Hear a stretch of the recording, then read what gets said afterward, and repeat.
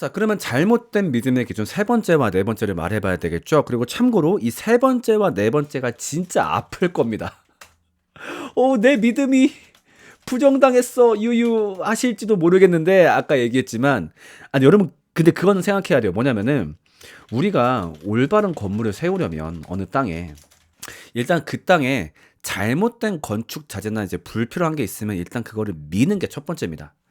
그리고 세워야 올바로 세울 수 있기 때문에 조금 아프시더라도 들어야 되고, 하지만 걱정 마세요. 제가 나중에 땜질까지 다 해줄게요. 네. 당신들 다 가짜였어. 그동안 헛짓거리한 거야. 이게 결론은 아닐 거니까, 네, 좀, 네, 잘 차분하게 들어주시면 좋겠습니다. 지금 피어님 거기에 대한 것도 제가 함께 답변 드릴게요. 자, 세 번째 잘못된 믿음의 기준은 무엇이냐? 하나님의 지키심을 믿는 것. 이것이 바로 잘못된 믿음의 기준 세 번째입니다. 이거는 믿을 수 있는 거 아닌가요? 좋은 거 아닌가요? 자, 이렇게 한번 얘기해 볼게요. 하나님이 제 삶을 지키실 걸 믿어요. 하나님이 제 앞길을 예비하심을 믿어요. 하나님이 저를 안전하게 지키실 걸 믿어요. 자, 만약에 누군가가 이런 고백을 한다면은 이러면 하나님을 믿는 게 맞지? 라고 말을 할 수 있을까요? 없을까요? 자, 여기 보시게 되면은 공통적으로 믿어요, 믿어요, 믿어요 라는 말이 등장해요. 그러니까 믿는다는 말이 많이 나오다 보니까 이 정도면 하나님을 믿는다고 볼 수 있지 않을까? 자, 근데 문제는 뭐냐면요. 지금 이 세 가지의 고백을 잘 지켜보세요. 이 세 가지의 고백이 공통적으로 강조하고 있는 부분은 어디인가요? 정말로 하나님인가요? 그렇지 않죠. 하나님이 제 삶을 지키실 걸 믿어요. 하나님이 제 앞길을 예비하십니다. 하나님이 저를 안전하게 지키실 걸 믿어요. 공통적으로 강조하고 있는 것이 뭡니까? 바로 자기 자신이죠. 사실 이것은 하나님에 대한 믿음인 것 같지만 그냥 자기 삶에 대한 애착인 거예요. 내 삶에 대한 애착. 그러니까 누구나 자기 삶이 불안하거든요. 그러니까 살면서 좀 내가 미래를 알 수도 없고, 그다음에 내가 살아가면서 어찌 할 수 없는 벽들을 만날 때도 많고, 내 삶이 불안해. 그러니까 누구나 뭘 떠올리냐면요, 내 삶을 지켜줄 짱센 절대 존재를 떠올리게 됩니다. 이거는 비단 기독교만 떠올리는 건 아니에요. 전 세계 어디를 가도 비슷한 존재를 누구나 떠올립니다. 그래서 하나님이 내 삶을 지키실 걸 믿어라고 얘기하지만은 다른 종교를 가면은 그냥 하나님 자리에 다른 게 들어가 있어요. 결국 이것은 뭡니까?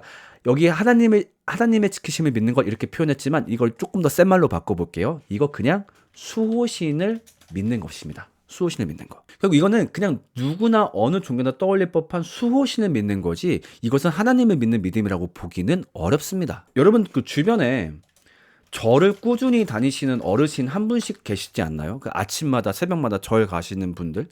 그럼 그런 분들 볼 때마다, 그런 분들한테 가끔씩 물어볼 때 있잖아. 아이고 할머니 왜 이렇게 맨날 저희 산에 올라가시는 겨? 무릎도 안 좋은 분이 이 세상에 가가지고 또 108배 한다면서 왜 그러는겨? 그러면 이분들이 나름의 신앙 고백을 해요. 아이고 그렇게 말하지 말어. 여기 있는 미륵이 그렇게 대단하신 분이요. 우리가 기도하면 그거를 다 들어주시고 얼마나 인자하신 분이신디, 그 대단하신 분이란 말이요. 이거랑 별반 다르지 않는 마인드로 교회 다니시는 분들 많으시죠. 그 다음에 제가 말레이시아를 갔을 때 거기서 힌두교 사원에 간 적이 있어요. 가니까 이제 거기서 그 되게 젊은 승려가 마당을 쓸고 있더라고요. 가가지고 물어봤죠.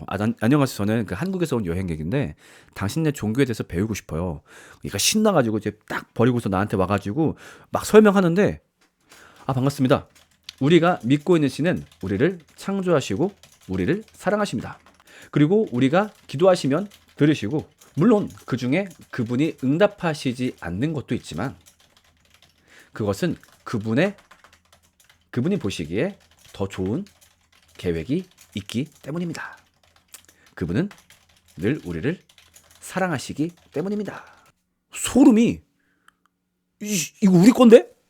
근데 사실 그렇지 않다는 거예요. 생각보다 거의 이 수호신을 상정하는 대부분의 종교가 똑같은 말들을 합니다.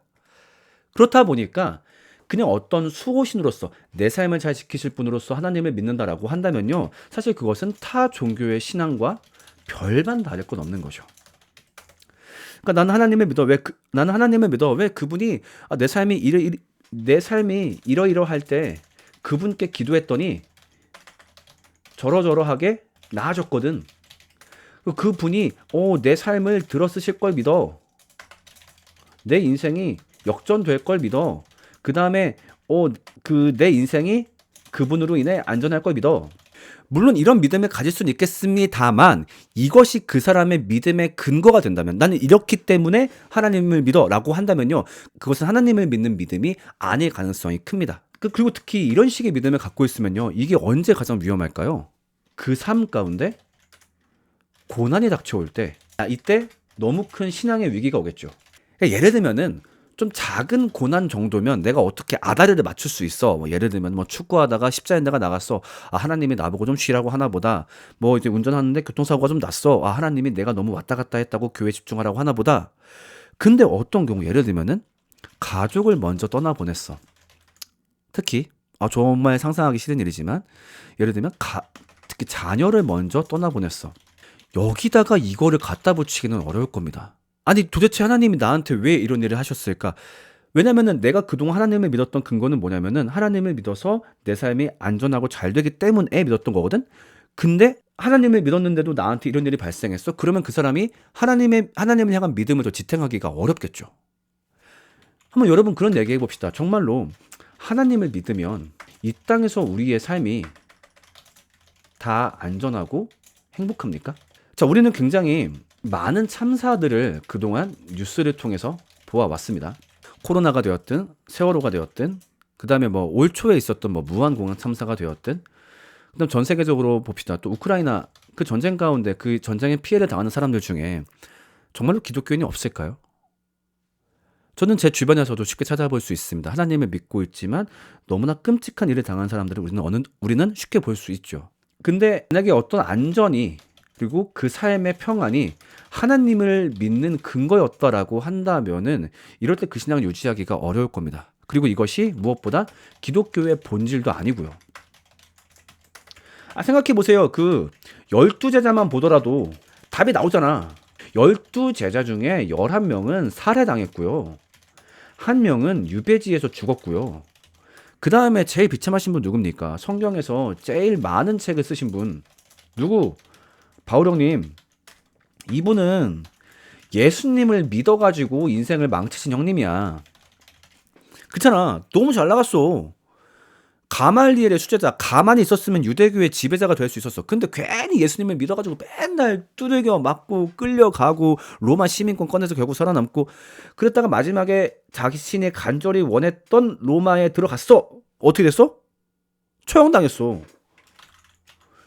이런 종교예요, 기독교는. 그러니까 하나님의 지키심이 없다는 건 아니지만 최소한 그것이 우리가 기대하는 안정과 평안의 형태는 아니라는 거죠. 근데 이걸 근거로 하나님을 믿고 있었다라고 한다면은 죄송하지만 그것은 올바른 신앙이라고 보기가 어렵습니다. 다음 네 번째. 요게 또 여러분들의 어찌 보면 가슴을 찢어 놓을지 모르겠는데, 미리 죄송하다는 말씀을 드리면서 하나님을 체험한 것. 이것이 내 믿음의 근거야. 나 그때 하나님을 체험했거든. 난 하나님을 믿을 수밖에 없어. 정말 그렇게 생각할 수 있을까요? 자, 보통 하나님을 체험했다라고 얘기할 때 이것보다 교회에서 조금 더 많이 쓰는 표현이 있어요. 하나님을 만나다. 이거 참 교회에서 많이 쓰는 표현이죠. 나 그때 하나님을 만났어. 아니면은 나는 뭐 하나님을 그때 인격적으로 체험했어. 인격적으로 만났어. 그런 말을 진짜 많이 쓴단 말이에요. 자, 근데 사실 하나님을 만난다라는 개념이 성경에 등장하진 않아요. 그러니까 왜냐면은 하다못해 그 모세 같은 경우도 내가 주님을 보고 싶습니다. 너 내 얼굴 보면 죽어 임마. 뒷모습 잠깐만 보여줄게. 할 정도로 하나님을 만나는 일은 없지만 한국 교회 안에서 약간 그런 뉘앙스인 것 같아요. 어떤 모종의 사건을 통해 하나님에 대한 인지, 신앙을 가지게 된 경우 그때 하나님을 만난다라고 이야기하는 것 같아요. 제가 이거 좀 분석해봤어요. 그러면 과연 우리는 어떤 사건을 겪었을 때 하나님을 만났다라고 이야기를 하느냐? 총 3가지 경우가 있는 것 같더라고요. 첫 번째, 어떤 감정적인 격변을 경험했을 때, 갑자기 슬픔이든 눈물이든 기쁨이든 행복감이든 환호든 출처를 알기 어려울 정도로 갑자기 내가 어떤 격변을 경험했을 때, 감정적인 격변.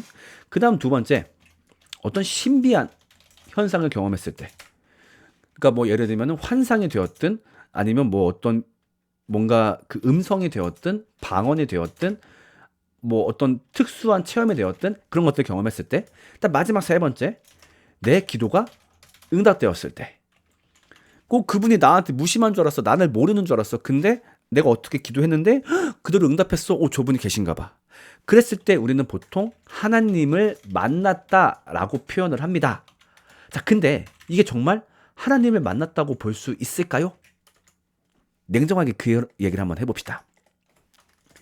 이 세 가지가 갖고 있는 치명적인 결함이 있습니다. 그게 바로 뭐냐면요. 그게 진짜 하나님을 만난 걸까? 어쩌면 그게 가짜는 아니었을까? 라는 질문 앞에 흔들릴 수밖에 없어요. 왜 그럴까요? 자, 일단 감정적인 격변부터 한번 봅시다. 우리가 보통 그런 감정적인 격변을 경험했을 때 보통 그 배경 장소가 어딥니까? 보통은 어떤 그런 이제 집회 장소나 특히 수련회 장소 그런 곳이죠. 자, 근데 이런 곳의 특징이라고 할 수 있으면 뭐가 있냐면요. 감정을 유발할 수 있는 분위기예요. 그런 분위기를 만들어내는 장치로 굉장히 많이 가득 차 있어요. 예를 들면 대표적인 게 뭘까요? 악기, 그 다음 조명, 아니 약간 그런 이제 분위기, 막 여기 훌쩍 저기 훌쩍하는 어떤 분위기, 그 다음에 그 앞에서 격정적인 외침, 이 모든 것들이 되게 감정을 유발할 수 있는 그런 상황이란 말이죠. 그러니까 이게 나쁘다는 게 아니에요. 그러니까 정말로 내가 하나님에 대한 믿음이 있어가지고 그 믿음이 이런 것들을 통해서 더 부스트 될 수 있지만 어떤 경우에는 이 장치가 너무 좋다 보니까 하나님에 대한 인지나 아니면 그분의 일하심이 딱히 없어도 이 분위기 때문에 눈물 난다든가 이 분위기 때문에 갑자기 기쁘다든가 하는 경우가 충분히 발생을 합니다. 그래서 우리가 종종 겪는 현상인데 뭐가 있냐면은 수련회 가서 하나님을 만났대. 그래서 기도하는데 갑자기 막 울음이 나왔고 갑자기 막 기뻤대. 근데 그 다음 주에 우리 교회 왔어. 뭔가 우리 교회에선 그게 안 오는 거지. 기도해봐도 밋밋해. 왜 그럴까요? 많은 경우 무엇 때문일까요? 사실 수련회 현장과 우리 교회의 자본력 차이인 경우가 많죠. 노골적으로 표현해보자고요. 우리 교회는 매번 그렇게 못하죠. 우리 교회는 그렇게 대단한 찬양팀도 없고 조명도 없고 막 한단 말이야. 심지어 어떤 교회는 막 그걸 되게 안타까워하면서 막 그런 자본력을 어떻게든 만들려고 해. 근데 정말로 그런 어떤 장치가 있을 때는 하나님을 만나고 없을 때는 하나님을 못 만난다라고 한다면은 그게 정말로 그 감정의 원인이 하나님이었을까요? 어떤 분위기나 장치로 인한 감정이었을 가능성이 크죠. 근데 이것을 가지고 내 신앙의 근거, 나 그때 울었으니까 하나님 만났어 라고 이야기한다면요. 진짜 그것을 자기 믿음의 근거로 삼기에는 너무 불안할 겁니다. 자, 그럼 두 번째. 어떤 신비한 체험을 했을 때. 선생님, 기도하다가 신비한 빛을 봤어요. 기도하는데 막 음성이 들렸어요. 그럼 저 하나님을 체험한 건 아닌가요? 자, 근데 이것도 좀 결점이 있을 수 있는 게 뭐냐면요. 근데 이것도 그게 진짜였을까 할 수 있는 게 뭐냐면은 사람의 감각은 생각보다 착각에 약합니다. 여러분 다 알고 있는 착시라는 게 있기도 하고, 그 다음에 사람이 실제로 어떤 일을 경험하지 않았지만 그것이 경험했어. 아니면 들리지 않았지만 들렸어. 이런 환각과 환청 같은 경우도 생각보다 흔합니다. 그런 가운데 사실 집회 현장은 감각이 혼란해지기 좋은 환경입니다. 그러니까 여기서 막 바글바글 막 소리도 막 여기저기 들리지, 그 다음에 막 어둑어둑하고 막 뭔가 음악을 통해서 격앙되어 있기도 하지. 그런 상황에서는 우리의 감각이 좀 온전하기 애매하거든요. 그 다음에 또 뭐도 있냐면은 이 현장에서 보통 참여자들은 신비한 체험을 좀 원하는 분위기입니다. 그러니까 나는 좀 왔으니까 좀 하나님의 음성도 좀 들으면 좋겠고 뭔가 좀 신비한 것도 봤으면 좋겠고 그런 마음가짐이 있단 말이죠. 그럼 이 세 가지가 만나서 어떻게 되느냐? 실제로 체험을 하지 않았음에도 비슷한 현상이 일어났을 때 의미를 투여하는 일이 발생하곤 합니다. 또 이게 종종 발생하기도 하죠. 비슷한 거 뭐 있습니까? 예를 들면 UFO 좋아하시는 분들이 뭔가 흐릿한 거 봤을 때 나 UFO 봤어 라고 믿기도 하고, 대표적인 게 네스호의 괴물이죠. 나 네스호에서 괴물 봤어. 근데 막상 보면은 괴물처럼 착각할 수 있는 어떤 다른 현상인데 괴물을 너무 보고 싶고 거기에 대한 흥미가 있다 보니까 괴물을 봤다고 믿어버리는 거죠. 근데 사실 과학이 발전하면서 이런 것들에 대한 증거는 거의 사라지고 있죠. 그러니까 그런 것처럼 감각도 온전하지 않은 상태에서 이런 신비한 체험을 원하다 보니까 나 음성 들었어. 예를 들면 그냥 내가 어떤 마음속에 내가 떠오른 생각임에도 거기에 의미를 부여하기도 하고, 아니면 와글와글 하는 와중에 누군가의 기도하는 말을 듣고 내가 그냥 은성이라고 해석하기도 하고, 아니면 기도하다 눈 감다가 어떤 막 신비한 빛을 봤대. 근데 예를 들면 그게 천장에서 비친 LED인 경우도 있을 텐데, 아니면 뭔가 따뜻한 기분이 들었대. 누가 날 안아주시는 것 같대. 사실 히터 킨 걸 수 있거든요. 그러니까 그런 식으로 어떤 내가 의미 부여를 해서 만들어낸 체험인 경우도 종종 있단 말이죠. 그리고 나중에는 그 체험을 자기 신앙의 근거로 삼고, 또 어떤 경우에는 그 체험을 간증하기도 하면서 또 이게 자존감이 되면서 나중에는 좀 뻥이 더해지기도 해요. 네, 뻥이 더해지기도 하고 나중에 막 어떤 내가 뒤늦게 상상이 더해지기도 하면서, 그러다가 이제 어느 순간 띵 하고 현타가 올 때가 있는 거죠. 나 그때 진짜 신비한 체험한 게 맞을까? 그렇다 보니까 신비한 체험도 그 체험이 진짜였을까 하는 어떤 생각에서 자유롭기가 어렵습니다. 그 다음 세 번째, 기도의 응답. 자, 요것도 마찬가지로 우리가 의미를 부여한 결과일 때가 종종 있어요.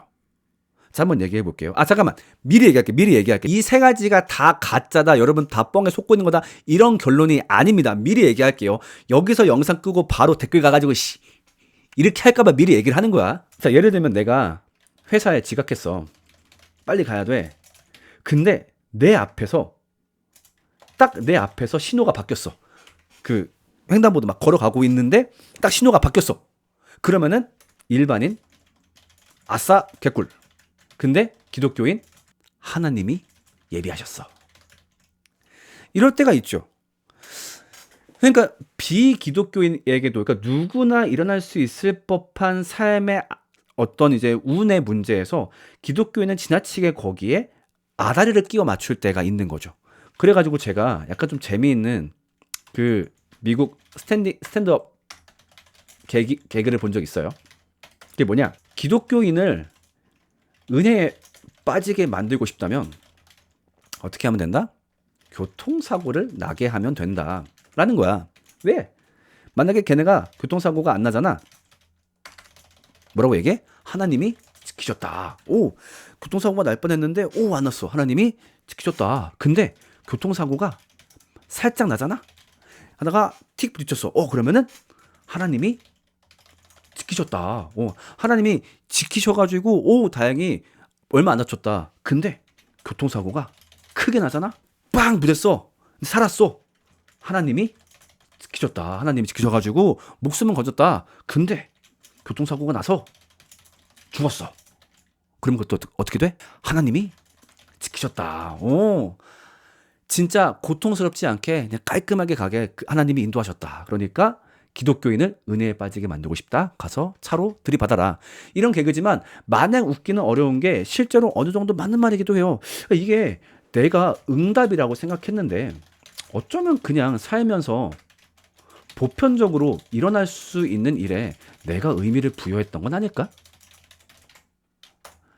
그래서 저한테 이제 얘기하신 어떤 얘기인데, 사실 제가 어떤 대학교에 합격하면 하나님이 살아계신 걸로 알겠다고 기도했어요. 근데 진짜로 막 공부했더니 그 대학 합격한 거예요. 하나님이 살아계시다고 생각했었는데 사실 나중에 생각해보니까 그냥 내가 공부를 열심히 했기 때문일 수도 있거든요. 또 그런 사람들이 또 어차피 입학을 한 거고. 제가 이걸 가지고 그동안 내가 하나님을 믿고 있다 생각했었는데 어느 날부터 좀 내가 불안한 거예요. 네, 충분히 그럴 수 있겠죠.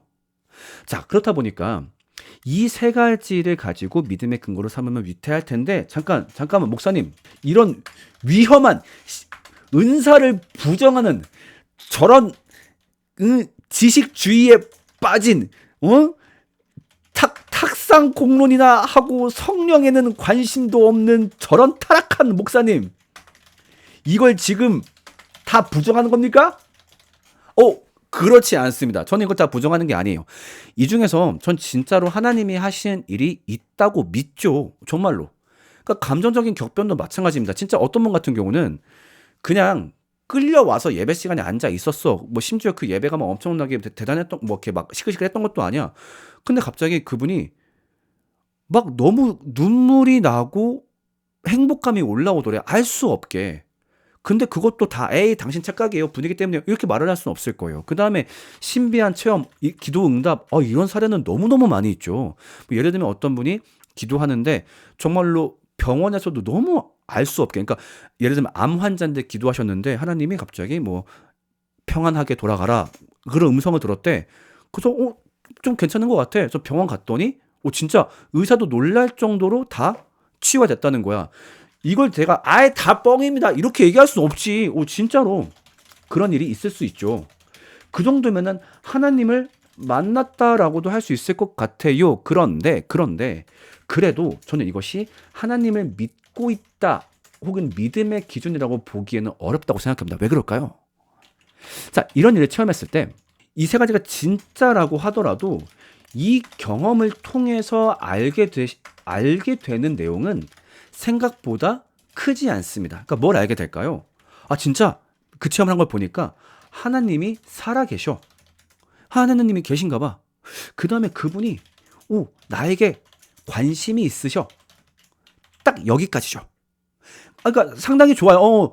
좋은 계기예요. 그렇지만 오케이, 그럼 그 하나님이 누구야? 어떤 분이야? 아직은 모르는 상태죠. 그렇기 때문에 이 한계점을 잘 구분해 줘야 돼요. 너무너무 좋은 계기지. 근데 문제는 이게 좋은 계기는 맞지만 이걸 과대평가해 버리면 그때부터 문제가 됩니다. 자, 예를 들면 그 하나 사례를 얘기해 볼게요. 우리 학생부에 좀 껄렁껄렁한 친구가 있어. 교회를 한 1년에 한 6번 나오나? 그래. 그래서 야, 좀 교회 좀 나와. 언젠가 갈게요. 근데 얘를 막 억지로 수련회에 데려갔어. 야, 수련회 좀 가자. 이번에 가가지고 워터파크 갈게. 그래서 얘가 끌려왔단 말이야. 근데 세상에 그 기도회 시간에 얘가 우는 거야. 울어. 우와. 근데 우리는 원인은 모름. 그러니까 걔가 그냥 분위기 때문에 우는 걸 수도 있고 하나님 때문에 우는 걸 수도 있지. 몰라. 모르는데 어쨌든 너무너무 좋은 계기야. 어쨌든 얘가 뭘 느꼈다는 거거든. 그럼 좋은 계기인데 문제는 뭘까? 이걸 가지고 과대평가, 확대 해석할 때가 너무 많아요. 야, 너 울었구나. 너 하나님 만났구나. 이렇게 해버리는 거지. 그래서 어떻게 해? 너 이제 성도야. 그러니까 뭐해? 이제부터 찬양팀 봉사해. 훅 하고 봉사로 넣어버리는 거지. 아니죠. 하나님을 인식했기 때문에 믿음을 가질 수 있는 좋은 계기이기 때문에 그때부터는 믿음을 가지기 위한 양육을 해야 되는데 너무 과대평가해가지고 양육받아야 할 애를 일자리에 투입시키는 거야. 그럼 얘는 어떻게 돼? 평생 동안 하나님을 믿는 게 예배 시간에 우는 건 줄 알아. 그러니까 이 이후로 하나님에 대한 신앙을 갖게 되겠지. 근데 얘 입장에서는 하나님을 믿는다는 건 뭘까? 내가 울었을 때 하나님을 만났다고 주면서 얘기했어. 그러니까 나 어떻게 해야 돼? 예배 시간 때마다 울어야 돼. 그래가지고 약간 그 집회 혹은 찬양 과잉 중독을 만들죠. 막 어떤 집회 막 가면은 너무 집착해서 쫓아다니고 가서 울지 못하면 막 불안해하고 그런 애들이 있어요. 그러니까 그것을 마치 신앙의 본질인 것처럼 착각하게 되는 거죠. 그래서 너무나 좋은 계기는 맞지만 그 한계점을 잘 구분해 줘야 됩니다. 아직 너무 좋은 계기는 맞지만 아직 믿음을 가진 상태라고 보기는 어렵다. 자, 이러면 네 가지 정리해 볼게요. 첫 번째, 잘못된 믿음의 기준. 첫 번째, 교회 생활. 두 번째, 하나님의 존재를 믿는 것. 세 번째, 수호신 신앙. 네 번째, 하나님을 체험하는 것. 자, 이 네 가지는 상당히 그럴듯해 보입니다. 그러나 올바른 믿음의 기준으로 삼기엔 부족합니다. 그러니까 한번 생각해 보세요. 만약에 교회에 새 신자가 왔어. 근데 교회를 좀 다니다가 온 친구래. 그래서 안녕하세요, 오세요. 그래서 얘기하면서 어떻게 그럼 하나님을, 그러니까 원래 교회 다니셨나요? 저 원래 교회 다니고 있었어요. 그래요? 어떻게 신앙생활 하셨나요? 근데 이 사람이 어떻게 대답하냐? 저는요 전에 교회에 있을 때 사실은 청년부 회장이었어요. 그리고 저는 하나님의 살아계심을 분명히 믿고 그분이 제 삶을 지키시는 걸 늘 알고 있습니다. 그 다음에 저는 예배 때마다 그분을 체험하고 있어요. 라고 얘기한다면은 이 사람의 신앙을 부정할 사람이 누가 있을까요? 그럴듯해 보이지만 사실 아직까지 이걸 올바른 믿음의 기준으로 삼기에는 부족합니다. 그걸 특히 어떻게 할 수 있을까요? 맨 처음 시간 얘기했지만 요한복음 6장 오병이어의 사람들을 보세요. 오병이어 때 모인 사람들 보자고요. 이 네 가지 완벽하게 했어요. 완벽하게. 우리가 그분들의 열심을 어떻게 따라잡습니까? 그 다음에 그분은 예수님을 봤어요. 눈 대 눈으로 직접 직관했다고. 그 다음에 예수님이 지키실 걸 믿었기 때문에 그 자리에 나왔고 오병이어 사건 체험하면서 이걸 안 믿진 않았을 거예요. 그 다음에 그분이 만드신 음식을 직접 먹는 체험까지 했어. 이것보다 센 체험이 어딨어. 예수님 음식을 갖고 흑백 요리사를 찍었는데 근데 이 모든 체험을 한 사람들한테 예수님이 뭐라 했다고? 니네 불신자야. 그 말은 뭡니까? 이 네 가지가 믿음의 기준이 될 수 없다라는 거예요. 자, 그러면은 이 네 가지는 모두 잘못된 거냐? 모두 쓸데없는 경험이었냐? 자, 여러분들이 불안하신 게 이거잖아. 나 그러면 그동안 나 헛짓한 거야? 쓸데없는 경험이었냐? 그렇지 않다고 생각해요. 이거는 굉장히 좋은 도움닫기라 생각해요. 도움닫기. 무슨 말이냐? 이 네 가지 경험들이 신앙으로 이어지기 굉장히 좋은 도움닫기들이에요. 그러니까 어쨌든 예를 들면 그냥 재밌어서 교회 나와서 찬양팀 했단 말이야. 둠둠둠 했단 말이야. 근데 정말로 여기서 그 고백하는 이 찬양의 내용들을 내가 진심으로 고백하고 싶어. 그다음에 나 모종의 계기로 하나님의 존재를 믿게 되었어. 그분은 누구일까? 내가 더 알고 싶어. 그다음에 하나님이 내 삶을 지키신 걸 경험했어. 우리 아빠 너무 아파서 내가 간절하게 기도했는데 우리 아빠가 병에서 나았어. 그럼 그분은 누구일까?